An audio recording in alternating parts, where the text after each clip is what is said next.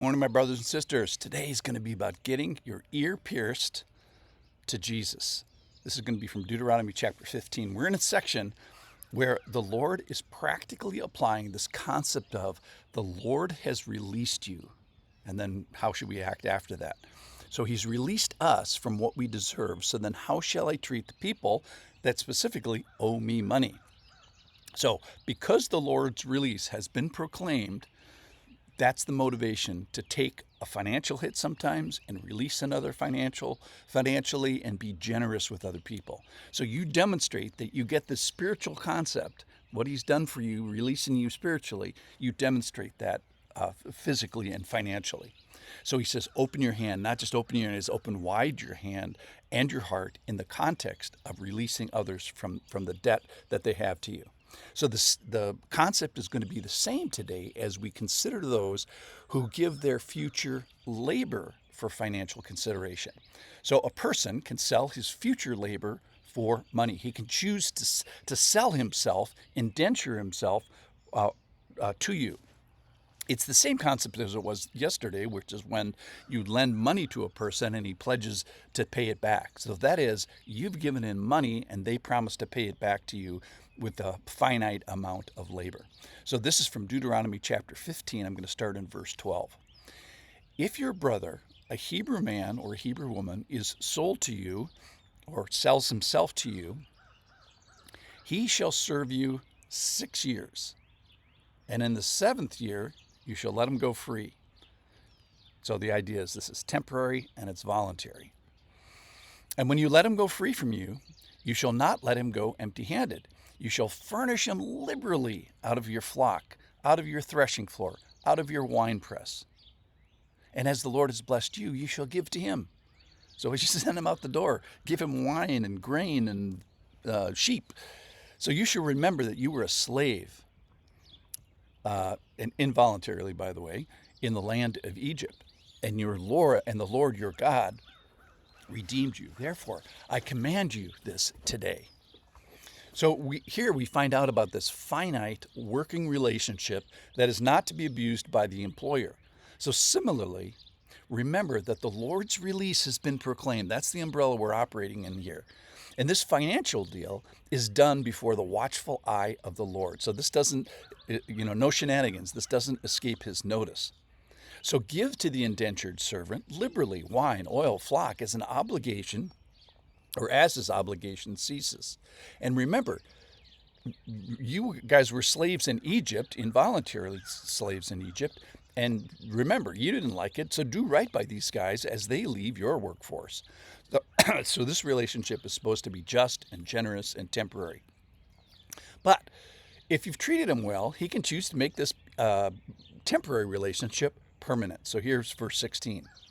But if he, the one that temporarily sold himself to you, says to you, I will not go out from you because he loves you and your household, since he is well off with you, then you shall take an awl and put it through his ear into the door, and he shall be your slave.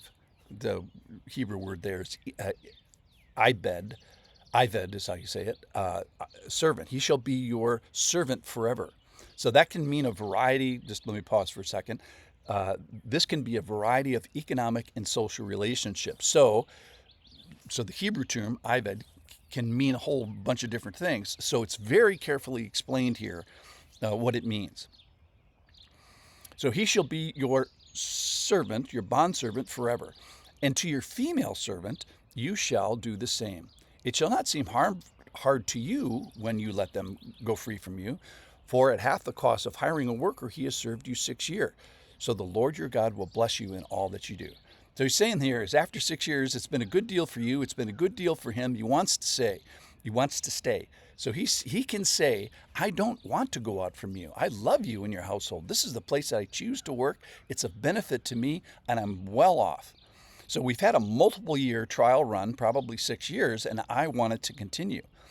So it's been a pleasant experience that's resulted in love.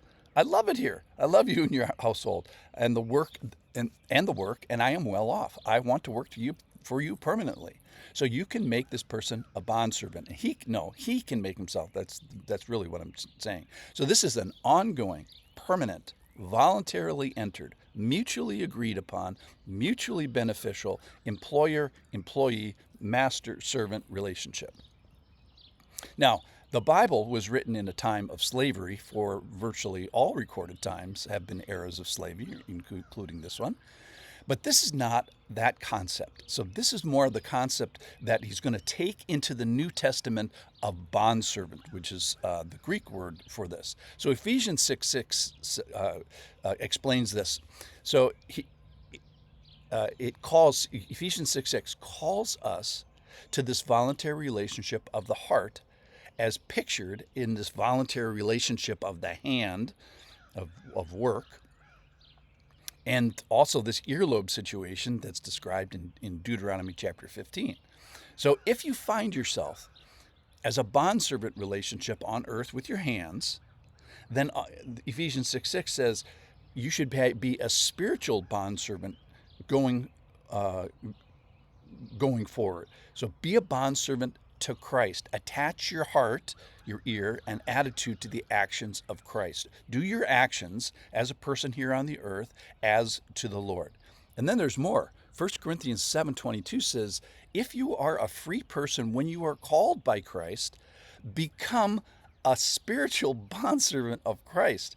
So the New Testament essentially calls you to this relationship that we're talking about in Deuteronomy chapter 15. Do you get that? Christians are called to be bondservants of Christ. We're supposed to be putting our ear to the doorpost of Jesus. And I would define it exactly the same, which is be in an ongoing, permanent, voluntarily entered, mutually agreed upon, mutually beneficial master-servant relationship. That's a good definition of being a Christian. So the idea here is that I am a servant of Christ. I am supposed to get my ear pierced permanently to this relationship with Jesus. And since I'm hitching my wagon to him. So the call today from Deuteronomy chapter 15 is go and be a bondservant to Christ. Be in this ongoing, permanent, voluntarily entered, mutually agreed upon, mutually beneficial master-servant relationship. Amen.